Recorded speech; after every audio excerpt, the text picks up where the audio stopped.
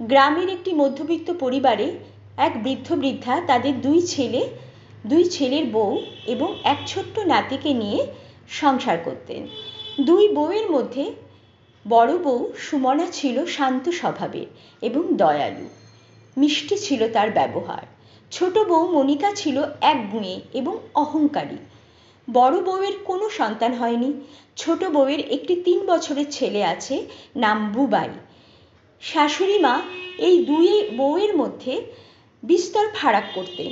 তিনি ছোট বৌমা মনিকাকে বেশি ভালোবাসতেন, কারণ তার একটি সন্তান আছে। বড় বউ সুমনার সন্তান হয়নি বলে শাশুড়ি মা তাকে গঞ্জনা দিতেন। সুমনা সারাদিন বাড়ির কাজ করত এবং সকল গঞ্জনা মুখ বুজে সহ্য করত, কাউকে কখনো কিছু বলতো না। সুমনার মানসিক যন্ত্রণা ছোট বউ মনিকা বেশ উপভোগ করত। সে গর্ব করে শাশুড়ি মাকে বলতো, দেখেছেন মা, আমার ছেলে আছে, আমি বংশের প্রদীপ এনেছি, সংসার খুশিতে ভরিয়ে দিয়েছি।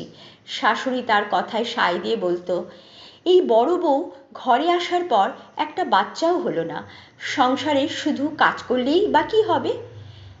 শ্বশুরমশাই শান্ত গলায় বলতেন, মানুষের ভালো মন্দ শুধু সন্তান দিয়ে বিচার হয় না গো। কিন্তু তার কথা কেউ শোনে না। বড় বউ ভগবানের কাছে কেঁদে প্রার্থনা করত সন্তানের জন্য। এইভাবে দিনের পর দিন কেটে যায়। একদিন ছোট বউয়ের ছেলে বুবাই খেলতে খেলতে পড়ে গিয়ে পায়ে ভীষণ আঘাত পায় এবং সে হাঁটতে পারছিল না। সুমনা বুবাইকে কোলে নিয়ে খাইয়ে দেয়, ওষুধ লাগিয়ে দেয় আর বলে, সোনা বাবা, তুমি ভালো হয়ে যাবে, আবার খেলতে পারবে।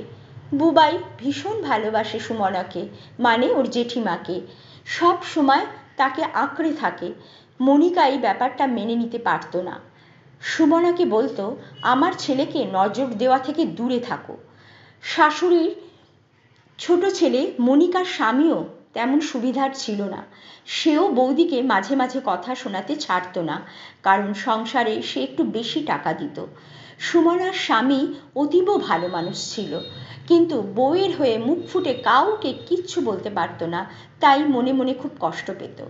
একদিন বিকেলে মনিকার স্বামী দোকান থেকে সিঙাড়া এবং দই বড়া কিনে নিয়ে এলো এবং নিজেদের জন্য বেশি রেখে শুধু 2টি সিঙাড়া দাদা আর বৌদিকে দিল।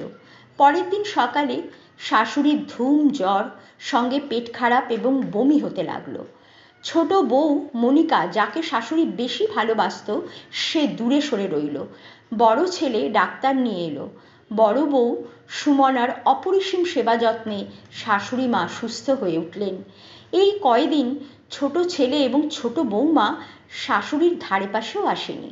শাশুড়ি মা তার নিজের ভুল বুঝতে পেরে বড় বউ সুমনাকে বললেন, বড় বৌমা, তুমি আমায় ক্ষমা করে দাও, আমি বুঝতে পেরেছি তুমি আমার সংসারের আলো। সুমনা বলল, মা, আপনি গুরুজন, আপনি কেন ক্ষমা চাইছেন? আমিও সব কিছু মনে রাখিনি মা, আপনি সুস্থ হয়ে উঠেছেন, বিপদ কেটে গেছে, এই আমার অনেক পাওয়া। শাশুড়ি মা সুমনাকে আশীর্বাদ করে বললেন, তুমি খুব সুখী হও মা, খুব সুখী হও। কিন্তু সুমনা খাটাখাটনির ক্লান্তিতে হঠাৎ অসুস্থ হয়ে পড়ল। ডাক্তার দেখানো হলো। ডাক্তার সুখবর দিলেন সুমনা মা হতে চলেছে। যথা সময়ে সুমনা একটি ছেলে ও একটি মেয়ে, 2 ফুটফুটে যমজ সন্তানের জন্ম দিল। শাশুড়ি মা আনন্দে খুশিতে বুকে টেনে নিলেন সুমনাকে। এদিকে সুমনার স্বামীর চাকরিতে পদোন্নতি হলো, তার মাইনে দ্বিগুণ বেড়ে গেল। ছোট বউ মনিকা এসব দেখে হিংসায় জ্বলে গেল। সে হতাশ হয়ে ভাবতে লাগলো, শাশুড়ি মা আমাকে আর প্রাধান্য দেবেন না। ব্যাপারটা সুমনার চোখে পড়ল। সুমনা স্নেহের সুরে মনিকাকে বলল, তুই শুধু আমার জানোস, তুই আমার ছোট্ট মিষ্টি একটি বোন। এই কথা শুনে মনিকা কেঁদে ফেলল, বলল, আমি তোমায় অনেক কষ্ট দিয়েছি দিদি। সুমনা হেসে বলল, দূর পাগলি, আমি তো তোকে ছাড়া কিছুই ভাবতে পারি না, কারণ তুই যে আমার বুবাইয়ের মা। বুবাই এই সংসার আলো করে প্রথম এসেছে, বুবাই যে আমারও সন্তান। মনিকা বড় যা সুমনাকে জড়িয়ে ধরে বলল, তুমি বড্ড ভালো দিদি, আমি বড় ভাগ্যবতী তোমার মতো দিদি পেয়েছি। তুমি না থাকলে আমার মনের পরিবর্তন হতো না গো। ওর কথা শুনে সবাই স্বস্তি পেল।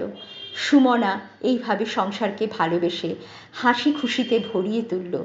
শ্বশুরমশাই বললেন, সন্তান থাকা না থাকা ভাগ্যের ব্যাপার, কিন্তু মনটা বড় হওয়া সবচেয়ে বড় সম্পদ। অহংকার করলে পরিবার ভাঙে, কিন্তু মমতা পরিবারকে জুড়ে রাখে।